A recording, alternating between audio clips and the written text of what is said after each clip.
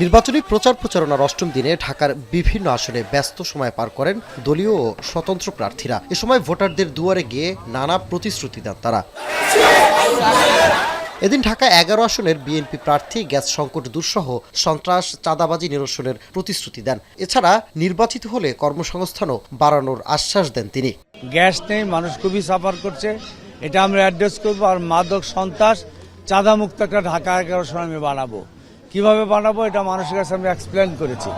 Society base, আমি CCTV লাগাবো, gate লাগাবো, নাইট গার্ড রাখবো। এদিকে ঢাকা ১০ আসনে প্রচারণায় ব্যস্ত সময় কাটান ১১ দলীয় ঐক্যের জামায়াত প্রার্থী অ্যাডভোকেট জসিমউদ্দিন সরকার। এ সময় আইন শৃঙ্খলা পরিস্থিতি উন্নয়নে সরকারকে উদ্যোগ নেয়ার আহ্বান জানান তিনি। আমরা আশা করি মাত্র কয়েকটা দিন আছে বাকি নির্বাচন কমিশন তাদের একটা পবিত্র দায়িত্ব হিসাবে এবং ইন্টারিম গভর্নমেন্ট অতি দ্রুতভাবে এসব ক্ষেত্রে অ্যাড্রেস করবেন এবং যাতে মানুষ নিশ্চিন্তে নির্ভয়ে চলাফেরা করতে পারে, মত প্রকাশ করতে পারে, কারো পক্ষে অবলম্বন করতে পারে, বিপক্ষেও যেতে পারে, এটা যেন আশ্বস্ত হয় মানুষ।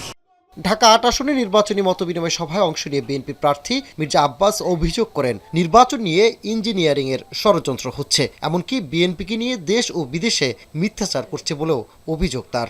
যে যত কথাই বলুক, আমি স্পষ্ট বুঝতে পারছি যে নির্বাচনে ইঞ্জিনিয়ারিং করার জন্য একটা পরিকল্পনা হচ্ছে।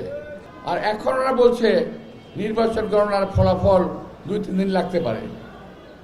এটা আমরা কোনো পরিস্থিতিতে মেনে নেব না। এটা হলো কারচুপি করার প্রথম একটা লক্ষণ আমার মনে হচ্ছে। কারণ এই সরকারের কিংবা এই সরকারের মধ্যে কিছু কিছু লোক আছে যারা এখনো আওয়ামী লীগের কাজ করে, যারা ঘাপটি মেরে বসে আছে। এদিকে বুধবার ঢাকা ৪ আসনে জামায়াত সমর্থিত নারী কর্মীদের উপর হামলার প্রতিবাদে সকালে বিক্ষোভ মিছিল করেছে দলটির নারী সমর্থকরা। হামলায় জড়িতদের দ্রুত আইনের আওতায় আনারও দাবি জানান তারা।